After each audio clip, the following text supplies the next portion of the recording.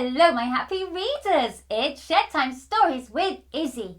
We are reading the magical Advent calendar written by Fiona Simpson-Stober.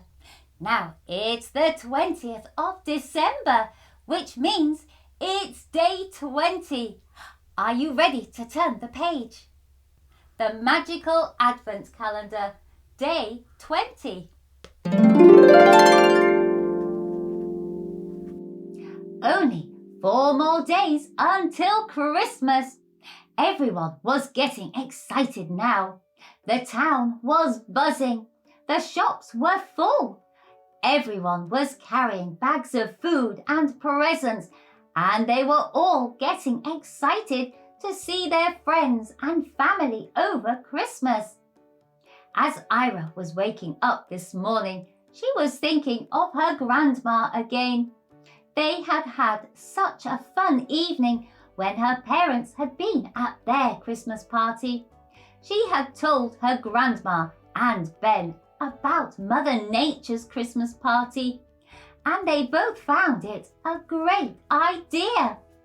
They had spent the whole evening looking up animals that were nearly extinct and finding out how they could make a difference.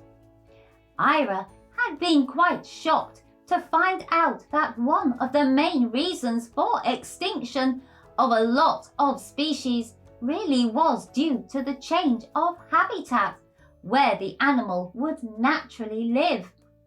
This was due to a number of reasons, from deforestation to poaching, sometimes environmental factors, too much industry, lack of biodiversity.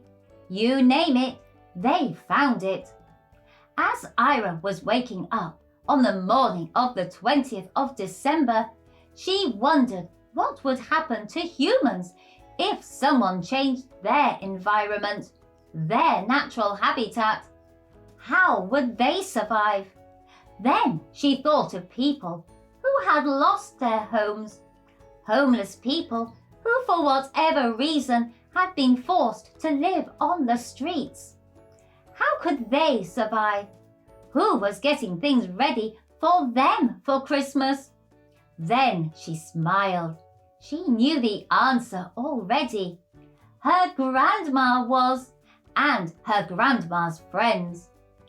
Ira's grandma helped out as a volunteer at her local food bank. They were already preparing a Christmas dinner for the homeless on Christmas Day. Ira's grandma and her friend Carol had been very busy getting local businesses to support them and help them to provide food for the homeless. Some had been very generous with money, others had offered their own time and were coming to help serve the dinner. They even managed to get the local football team to serve mince pies and tea on Boxing Day. Grandma and Carol were very proud of this.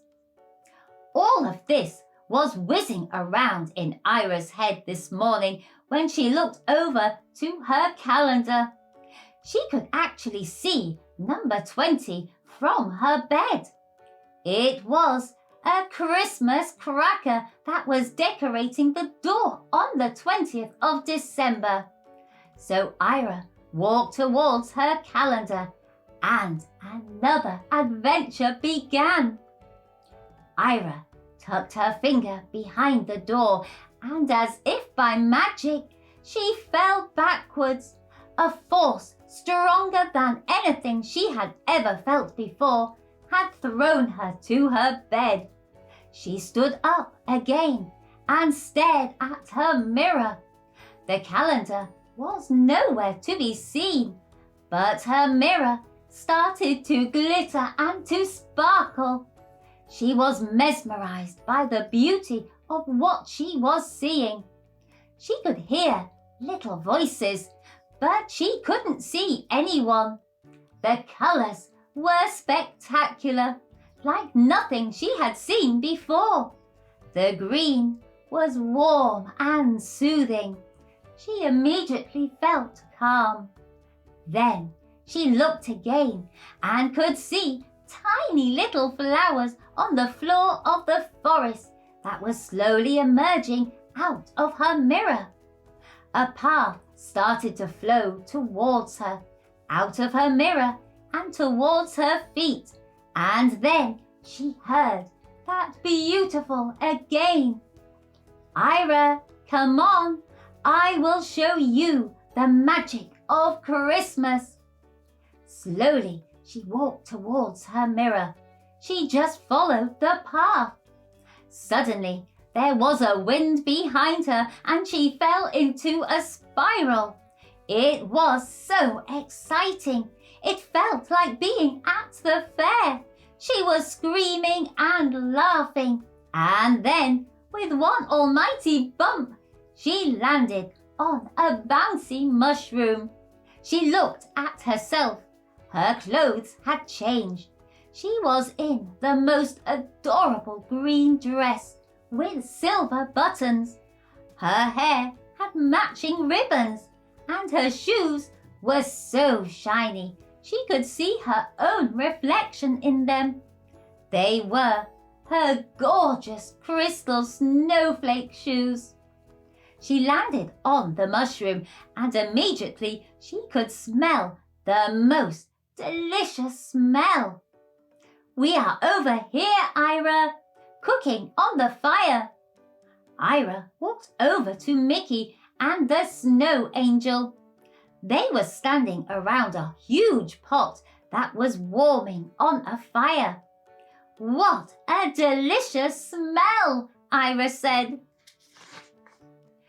We are getting ready for our Simmel meal. Simmel meal? What is that? Is that Christmas dinner in Nashim language?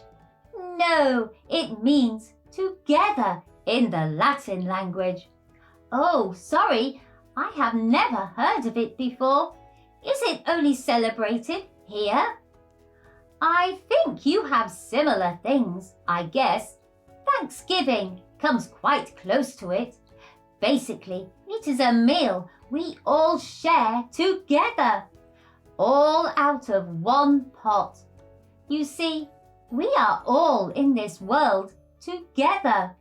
If we all eat out of the same pot, then we all take care of what goes in the pot is good. We have to care for each other. It is the only way to guarantee that we all stay filled with love.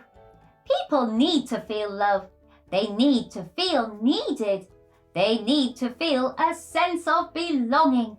When we all share a meal together like this, it makes us all feel like we belong together. And that is good because we do. Micky, that was very well said and very true. The snow angel came over to sit next to Ayria. You know, Ayria, your grandma is a very special lady. She does such good work on earth.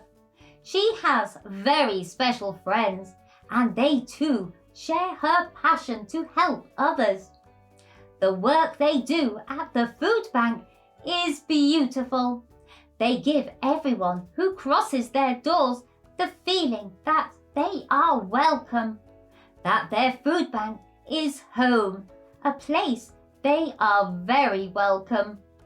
The garden that they have made with the scent of roses and many other flowers is beautiful. Everyone deserves a peaceful place where they can sit and reflect. They give dignity back to people who don't feel very dignified anymore, and that is very important. It is so important to take time for your neighbour. We are in this together. With that, Ayria was back in her bed, still waking up. She hadn't been in Nashim for long this morning after opening her door, but she was there long enough to know what she would do today. She sat at her desk and found as much paper and cardboard and glitter pens and sticky tape that she could find, and she set to. She made 100 homemade Christmas crackers. Each one had a little saying inside, saying, "You are so very loved because Happy Christmas." And yes, she wrote a reason on every cracker. Then she put them in a big bag and took them to her grandma's friends at the food bank. "These are for the Christmas table. It is so important to know we are all just humans. We all eat out of one pot and we are all in this together. So we have to help each other." Ira, that is so very kind. You definitely are your grandma's granddaughter. Oh, what a heartwarming and magical day 20 was. What an incredible job Ira's grandma and her friends do, helping out at the food bank. There are many ways we can all help out at Christmas time and all year round. There is always somebody who needs some help somewhere. I do agree with the snow angel. We are all in this together. We are all wonderful people, all living in the same beautiful world. I liked the idea of Ira making 100 crackers. I wonder, is there anything you could make to give to somebody this Christmas? I also wonder, what exciting adventure awaits Ira on day 21? I hope you've enjoyed this bedtime story. And if you want to, you can like, share, follow and subscribe to Shed Time Stories. Then you will be ready for the next story for us to share together. Bye-bye.